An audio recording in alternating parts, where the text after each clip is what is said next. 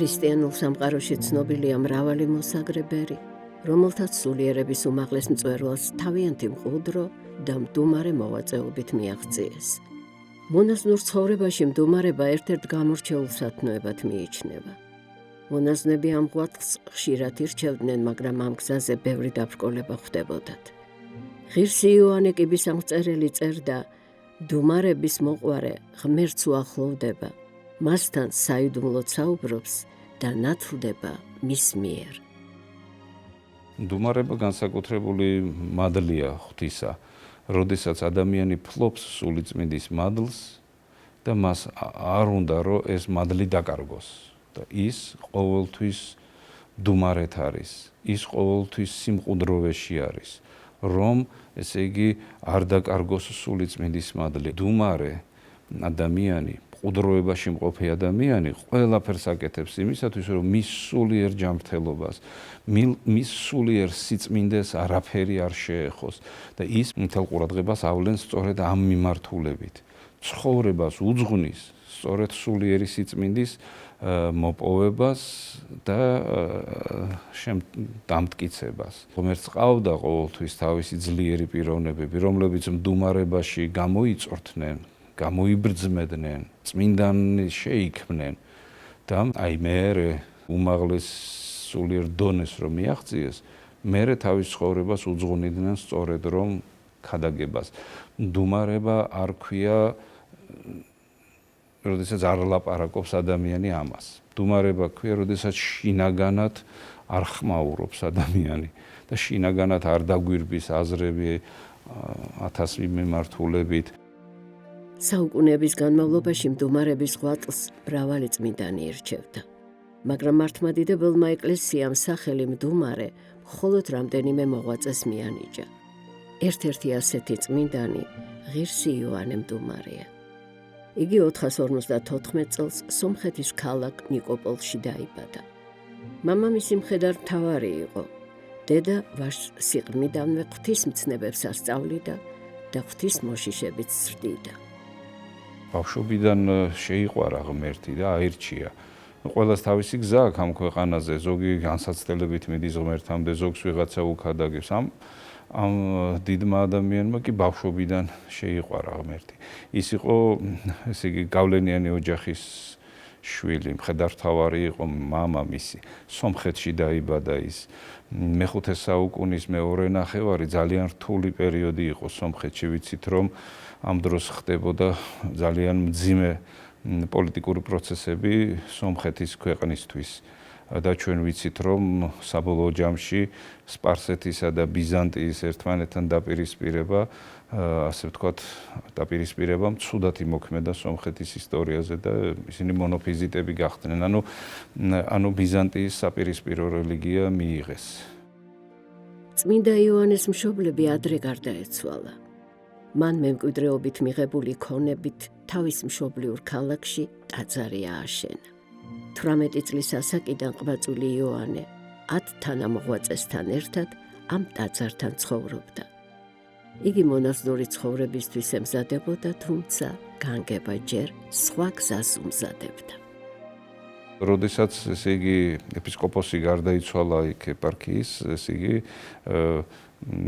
იოანე მდუმარე ხალხმა ყველამ ერთად მოინდომა, იმიტომ რომ ის განთქმული იყო თავისი პატიოსნებით, თავისი გონიერებით, თავისი მყუდროებითა და ღმერთისადმი სიყვარულით და მართლაც ის აკურთხეს ეპისკოპოსად.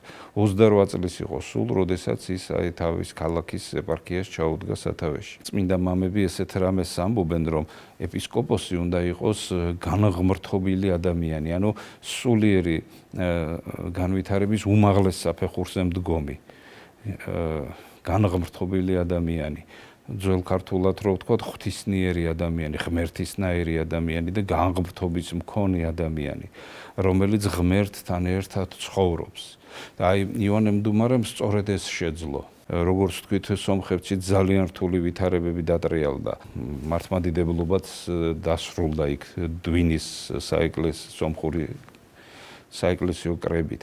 და ეს ურთულესი პერიოდი დაემთხვა მის ცხოვრებას. ახალი მეფე ძალიან აქტიურად ერეოდა ეკლესიის საქმეებში. ეპისკოპოსს აღარ დაედგომებოდა იქ და ესე იგი, როგორც ვიცით, ბიზანტიის იმპერიაში წავიდა, რომ იმპერატორისთვის დახმარება ეთხოვა, რომ ეკლესია ყოფილიყო დაცული, მაგრამ პრობლემას ვერაფერი ვერ ეშველა. წმინდა იოანე სამშობლოში ვეღარ დაბრუნდებოდა. მან კონსტანტინოპოლი დატოვა და იერუსალიმისკენ მიმავალ გემზე ავიდა. წმინდა მწყემსთავარმა უფალს გულმხურვალედ შესთხოვა ეჩვენებინა გზა, საკუთარი ცხოვრება როგორ წარემართა. თხოვა ღმერთს, რომ ეჩვენებინა მისთვის თუ საით წასულიყო. და უნიკალური ფაქტი მოხდა, ესე იგი, ქრისტეს შობის შემდგომ ცნობილი არ არის ეს ფაქტი, ასეთი მსგავსი ფაქტი მოგვებს ვარსკვლავი უძღოდა ქრისტეს შობის ბაგასთან და აი იოანე მდუმარეს ეპისკოპოს ღირს მამას ესე იგი ვარსკვლავი უძღოდა გარკვეული მიმართულებით. ის მიყვა ამ ვარსკვლავს და საბაგანწმენდილის ლავრასთან მიიყვანა. საბაგანწმენდილი იმ პერიოდში იყო უძლიერესი მოღვაწე, აბსოლუტურად განსაკუთრებული პიროვნება კაცობრიობის ისტორიაში.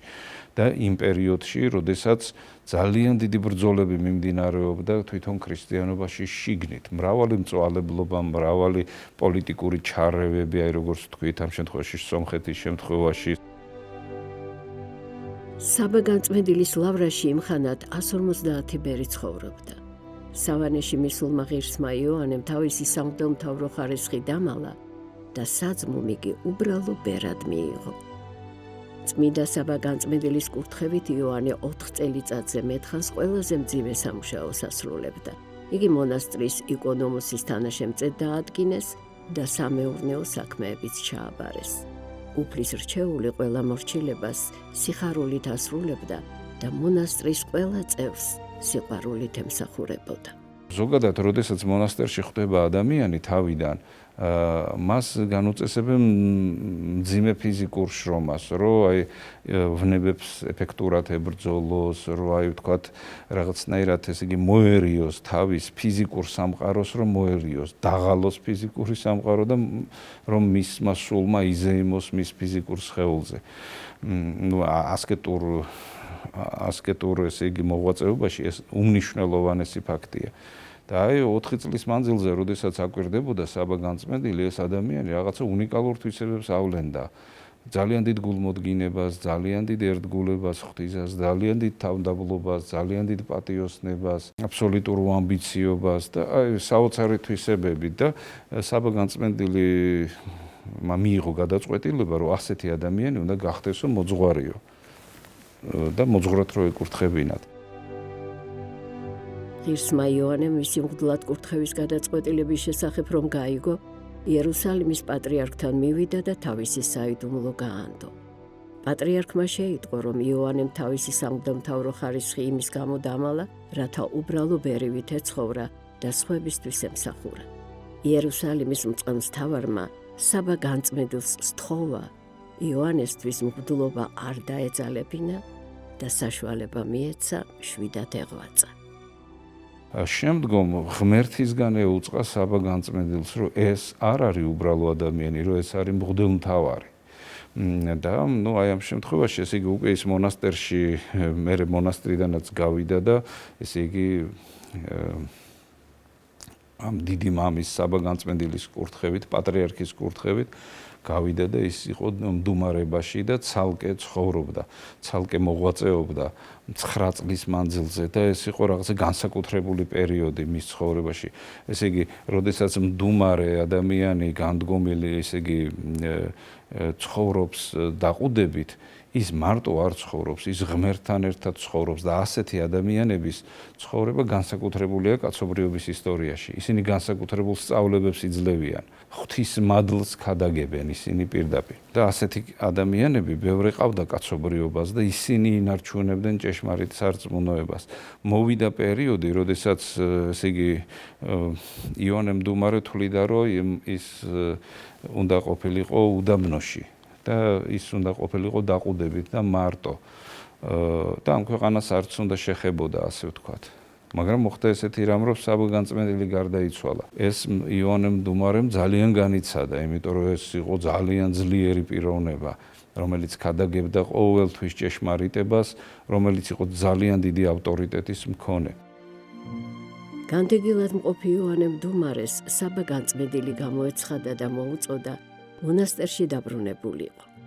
მან სულიერ ძმას ისიც აუწყა, რომ ერესის წინააღმდეგ უნდა ებრძოლა და მართლმადიდებლები განემტკიცებინა. ღირსი იოანე ასეც მოიქცა. სავანეში დაბრუნებულმა მკაცრი ასკეტური ღვაწლი მაინც გააგრძელა. იგი მხოლოდ მცენარეებით იკვებებოდა და მძიმე სამუშაოს არ თაგილობდა. მალე საბას ლავრის ყველა ბერს სასწაულებრივად გაეცხადა, რომ მათი სულიერი ძმა იოანე ეპისკოპოსი იყო. წმიდა მოსაგრე მწყემსთავარი დაუღალავად იბრძოდა, რომ ორიგენეს მწვალებლობით შეცდომილი ბერები ჭეშმარიტ სარწმუნოებას დაბრუნებოდნენ. წმინდა მამა იოანე მდუმარე სწორედ რომ მთელი თავისი დარჩენილი ცხოვრების მანძილზე და მან დიდხანს იცხოვრა 104 წლის მანძილზე საბაგანწმენდილის შემდგომ ის ქადაგებდა და იცავდა ჭეშმარიტებას. და კაცობრიობის ისტორიაში ეს ადამიანები განსაკუთრებულნი არიან.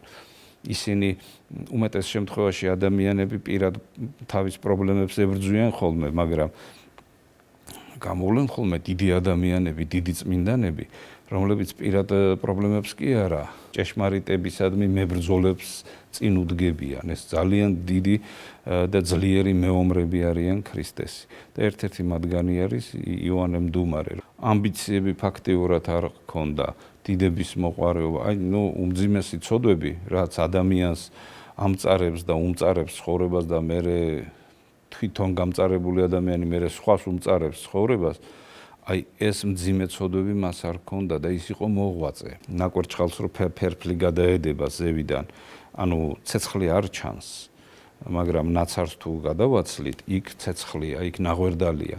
და მღვდელიც ასეთი უნდა იყოს, მოღვაწეც ასეთი უნდა იყოს.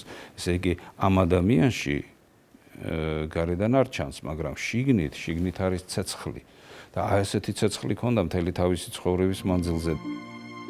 ღირსი იოანე მდუმარე გარდაცვალებამდე რამდენიმე წელიწადი სხვა მამებთან ერთად ზეთისხილის მთაზე ცხოვრობდა და მდუმარების ღვაწლს იქაც აგრძელებდა. ღრმად მოხუცებული წმინდა მოსაგრე ბოლოს ისევ საყვარელ ლავრაში დაბრუნდა და სიცოცხლის უკანასკნელი დღეები იქ გაატარა. ღირსი იოანე მდუმარე 104 წლის ასაკში 558 წელს გარდაიცვალა. ეს იყო ადამიანი, რომელმაც სიღარიბეში გაატარა მთელი ცხოვრება. უმაღლესი პატივი ჰქონდა მღვდელმთავრისა, მაგრამ მას ეს პატივი არ მიუღია, ის ყოველთვის გაურბოდა ამას. და არ ვიცი, ესე იგი, მაგალითად უდაბნოში რო განმარტოვდა, მისი საკვები იყო მხოლოდ ბალახი. რანაირად ახლა ეს ხომ? მაგრამ როდესაც ღმერთთან ერთად ახარ, შენი ცხოვრება შეიძლება ზღაპარს დაემსგავსოს, დაუჯერებელ ამბავს დაემსგავსოს. და ასეთი რამ ხდება იქ, სადაც ღმერთთან ერთად ცხოვრობს ადამიანი. და ეხლა ჩვენ წმინდანს რო ვიხსენიებთ, ეს ნიშნავს, რომ ჩვენ ეხლა იმას კი არ ვადიდებთ მხოლოდ, ჩვენ მისგან უნდა ვისწავლოთ და ეს არის მთავარი. თორემ მის ცხოვრებას რა აზრი ექნებოდა, თუ შენ რაღაცა არ გადმოიღე მისი თვისებები შენს პირად ცხოვრებაში.